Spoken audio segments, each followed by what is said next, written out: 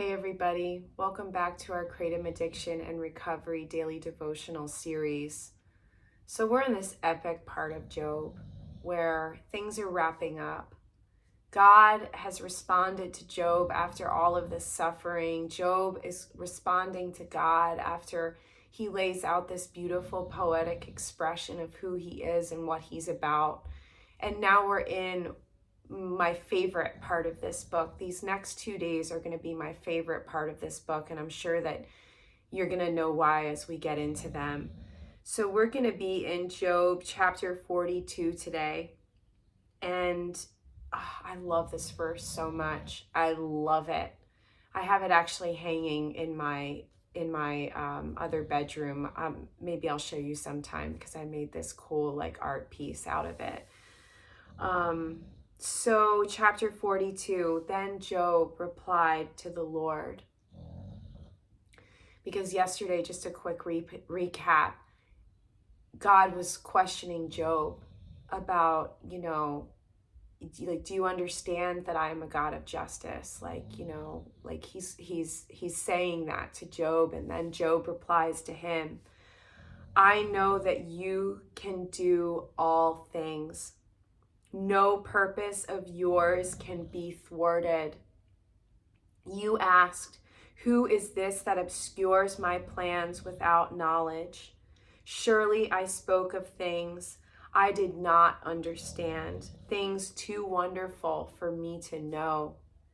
You said, listen now, and I will speak.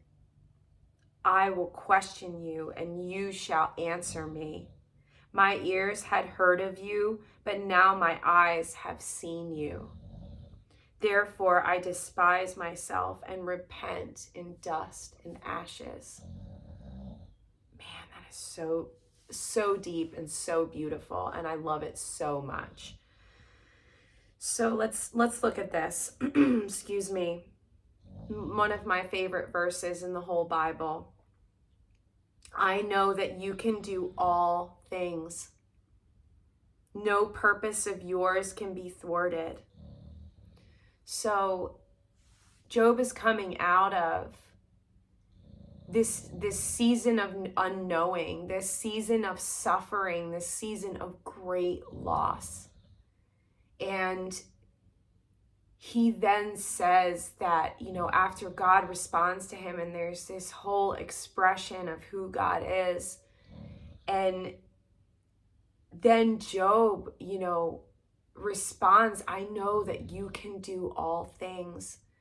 And that's what, as we get into the final wrap up of this tomorrow, we're gonna really bring this home. But like, to start it off, like that's one of the most beautiful points and purposes of the whole book of Job, is that despite loss, despite suffering, despite these tests that Job was going through, that at the end and throughout it all, he still remained faithful to God. He recognized at the end that I know that you can do all things. And that's one of the most important parts of Job, is that, and how we can apply it to our situations, is that, like, kratom addiction and recovery is a test, you guys. It is a test in our lives. It is a challenge. There is great loss and great suffering that goes on in this addiction. And it is 100% a test. And it's all about how we are going to respond to it. And we can look at this book of Job, and we can have an amazing example about how we can respond to this test, just like how Job responded. And that is, despite all of the suffering and all of the loss, that we still recognize that God can do all things. And most importantly, those things are delivering us from this addiction and restoring us. He can do that. God can do that. He did it for me. I'm living proof of it, flesh and blood, sitting before you right now. I was on a completely different path when I ended up in kratom addiction. I was in 20 years of New Age beliefs, and I'm literally living proof that God can do all things. And so that's to me, the most beautiful thing about this book. And like, it goes on that like, no purpose of yours can be thwarted. That means that no purpose of God's can be held up in any way. And just like for Job, God intended for Job to go through these challenges and these tests. And just like for Job, that's what happens for us too. God has a plan and a purpose, and his will is what's supreme in our lives, even if we don't want it to be that way. Even if we want our own ways, even if we are strong-willed and we want what we want for our lives, it has no effect. No, like, it's not going to change anything. What we want is not going to change anything. And I've done it before, you guys. I have moved space and time to be able to get what I want in my life. And it never worked. It may have worked for a little bit, but it never ended up working out in the long term. And God's will was ultimately what was going to play out in my life no matter what. And that's just how it goes, unfortunately. Because sometimes we want things really bad. Sometimes, we don't want to go through tests. I didn't want to go through, being addicted to kratom and everything that happened because of it. But that test and those challenges and that suffering made me the person that I am today. And I wouldn't change it for the world. And so we see that in the book of Job. We see how like God's plan and God's purpose was not thwarted by anything for Job. And that's when Job says as well, who is this that obscures my plans without knowledge? Surely I spoke of things I did not understand, things too wonderful for me to know. And then you said, God, listen now and I will speak. I will question you and you shall answer me. My ears had heard of you, but now my eyes have seen you. Therefore I despise myself and repent in dust and ashes. That's Job admitting that he fell short and that he surely spoke of things that he did not understand. And that when God said, listen now and I will speak, and that's when God started questioning him, that Job had heard of God, but then through this experience, he saw God.